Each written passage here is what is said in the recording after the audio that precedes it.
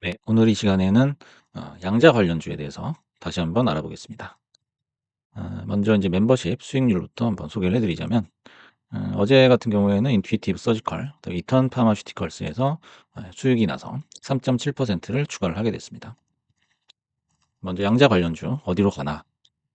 지금 보시면은 장이 올라도 하락이고요. 장이 내려도 하락이에요. 양자 관련주는. 그래서 이제 얼마 전에 마요라나 칩이죠. 그 마이크로소프트에서 그 뉴스가 나와서 다시 또 이제 부활을 하지 않겠나 이렇게 생각을 했는데 지나친 기대였습니다. 그 이후로 이제 아마존도 뭐 칩 개발을 했다 이런 소식이 있었는데 뭐 1도 반응 안 하는 그런 모습이에요. 그래서 뭐 이것저것 뉴스가 많이 나오긴 해요. 양자 관련주에.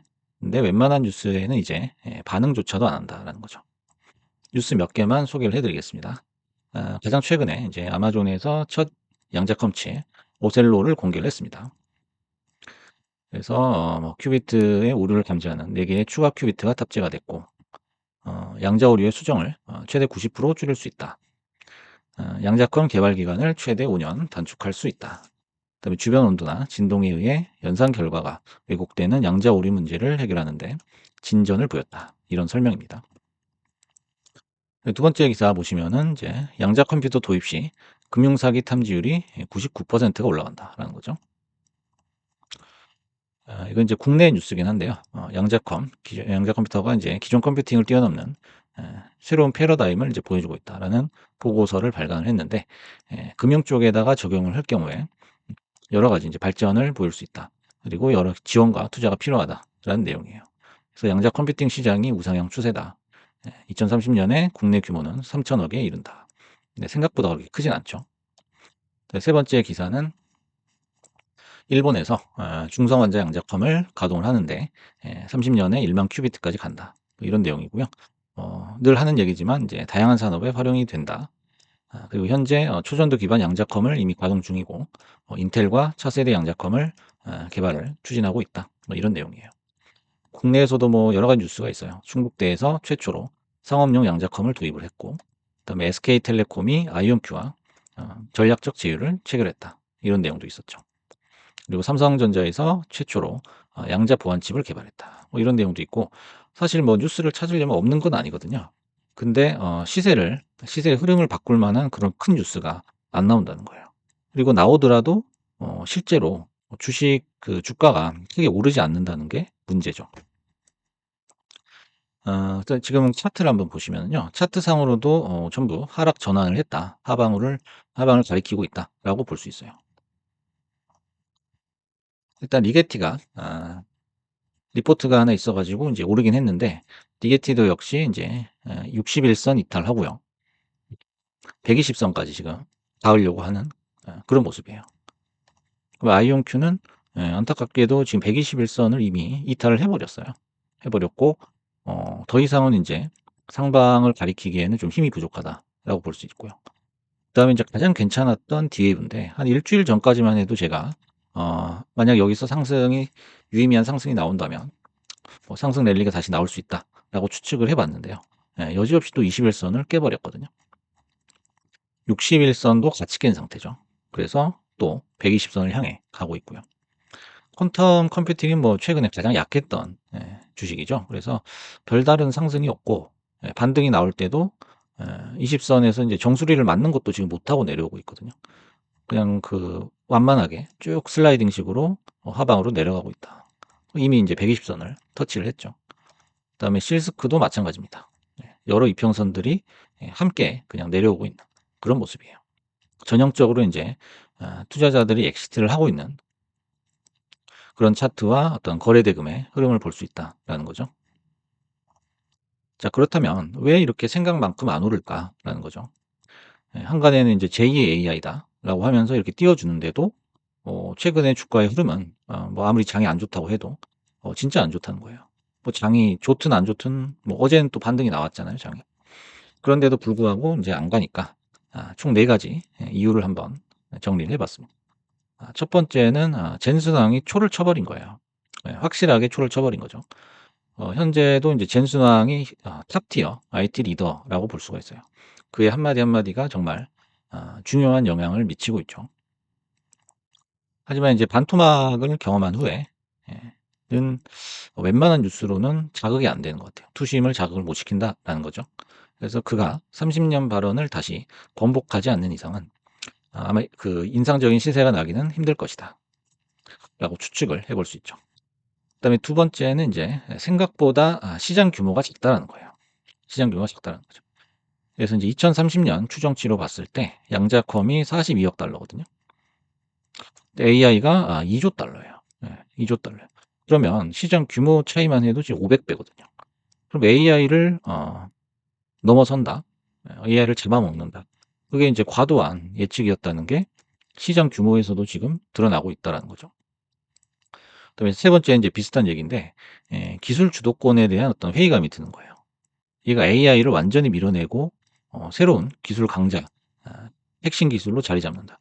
이게 아니라는 거를 점점 사람들이 알게 되는 것 같아요. 그래서 AI처럼 IT 기술의 패러다임 자체를 바꿔버리는 그런 기술이라고 보기는 힘들다라는 거죠. 대신 이제 자신만의 영역이 있죠. 양자컴은. 그래서 AI가 못하는 부분 또는 부족한 부분을 보조해 줄 수 있는 기능이다. 이게 가장 정확한 표현이 아닌가 싶어요. 그래서 대신 그 이니셔티브는 AI가 가지고 있죠.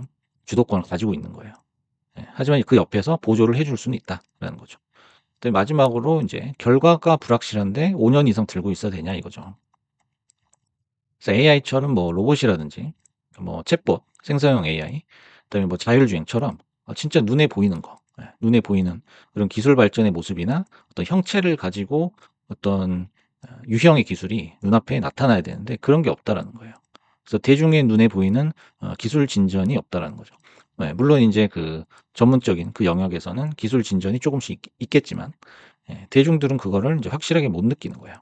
그래서 뭐 기사를 봐도 뭐 큐비트 어쩌고 뭐가 줄였다, 뭐 시간이 단축됐다 한다지만은 이걸 도통 체감을 할 수가 없는 거예요, 대중들이, 투자자들이.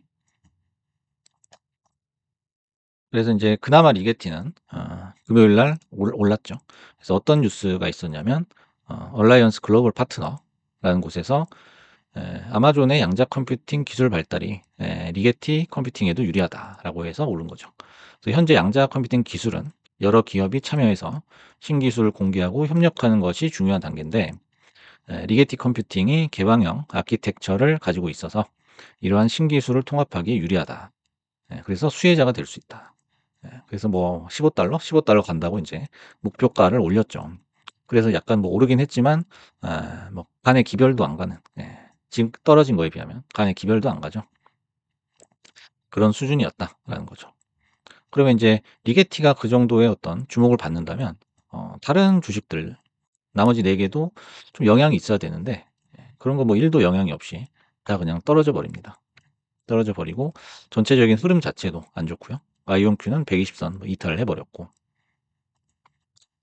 그래서 이제 뚜렷한 수익을 내는 기업도 사실 없죠.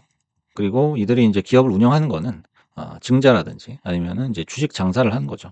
어디서 이제 투자를 받거나 협력을 해서 그 주식을 이렇게 나눠준다든지 주식을 팔아가지고 어떻게든 지금 이어나가고 있는 그런 사업 영역이다라고 볼 수가 있어요. 그래서 AI는 그 AI 최대 주도주라고 할 수 있는 엔비디아가 정말 그 사상 최대 실적에 어마어마한 돈을 벌어들이고 있는 그것과는 다르게 양자는 아직도 걸음마 단계다 이렇게 볼 수가 있는 거죠. 그러다 보니까 이제 점점 의심과 회의감이 들 수밖에 없어요. 이거를 이제 아주 양자에 대해서 잘 알고 있거나 그런 해안이 있는 사람이 아니고서는 이걸 한두 달 들고 있는 것도 아마 어려울 거예요. 그래서 차라리 다른 데 투자하는 게 기회비용을 발생시키지 않는다라고 생각을 할 수가 있죠. 그런 생각들이 이제는 점점 컨센서스로 형성이 된다. 그러기 시작했다라고 볼 수가 있는 겁니다. 똑같은 이제 적자 연속이지만 바이오 섹터랑 이제 비교를 해보면요. 바이오 섹터 같은 경우에는 임상성공이라는 정말 강력한 한 방이 있어요. 요거는 기업의 그냥 운명을 바꿔버리거든요. 주식 시세는 물론이고 기업의 운명을 바꾸는 그 사례를 아마 몇 번 보셨을 거예요. 그래서 요 임상성공이라는 것 때문에 주식을 그래도 들고는 있다는 거죠. 하지만 이제 그 양자 쪽 같은 경우에는 한 방이 없죠. 한 방이 없어요. 진짜 뭐 무슨 암호라도 풀어버리면은 한 방이라고 할 수 있겠지만 이런 것도 이제 시간이 많이 걸리겠죠. 그래서 이제 여러분들이 이제 주식을 바라볼 때 좀 냉정하게 바라볼 필요가 있다라는 말씀을 드립니다. 현재 지금 주가가 뭐 반토막 났다, 주가가 떨어졌다라고 하지만은 떨어진 지금도 불과 1년 전, 24 년이에요. 1 년도 아마 안 됐을 거예요. 1년 전에 10 배라는 거예요. 다시 한번 보겠습니다. 아이온큐가 인제 2024년 10 월부터 시세가 나기 시작했거든요. 그전에는 뭐 $6, 또 그전에는 $3 까지도 갔었던 주식이에요. 리게티도 마찬가지입니다. 지금 $8 지만은 24년 10 월, 뭐 1 년이 뭡니까? 한 6 개월 전이죠. 6 개월 전에는 $1도 안 했던, 그런 시기가 있었습니다. D-Wave도 마찬가지죠. 지금 $5 지만 한 6 개월, 6 개월 전에는 $1가 안 되는 그런 시절이었고, 퀀텀도 마찬가지입니다. 실스크도 마찬가지죠. 그래서 요거를 한번 이렇게 차트를 길게 늘여서 보면서 지금 어느 위치에 와 있는가, 그거를 정확하게 우리가 분석을 해볼 필요가 있다라는 거죠. 그래서 분명히 이제 2-3 개월 전에 그 화려했던 시세, 화려했던 시대는 막을 내렸다, 어느 정도는 마무리가 됐다라고 볼 수가 있죠. 그래서 이제 잠에서 깨어서 이제 현실을 봐야 된다. 그런 시기다라고 볼 수 있고, 그런 물량들이 상당히 많이 지금 최근에 엑시트를 하고 있다라고 보시면 되겠습니다. 그래서 이제 2-3 개월 전에 화려한 시세, 쭉이 터지던 그런 환상에서 벗어나지 못한다면은 이 자리에서도 반토막이 쉽게 날 수 있는 상황이다라는 말씀을 드리고 싶어요. 그래서 잘 판단을 하시고, 내가 진짜 찐 장기 투자자인지 그걸 한번 스스로한테 물어봐야 될 때가 아닌가 싶습니다. 그래서 오늘은 양자 관련주, 현재 너무나 부진한 양자 관련주에 대해서 알아봤습니다. 감사합니다.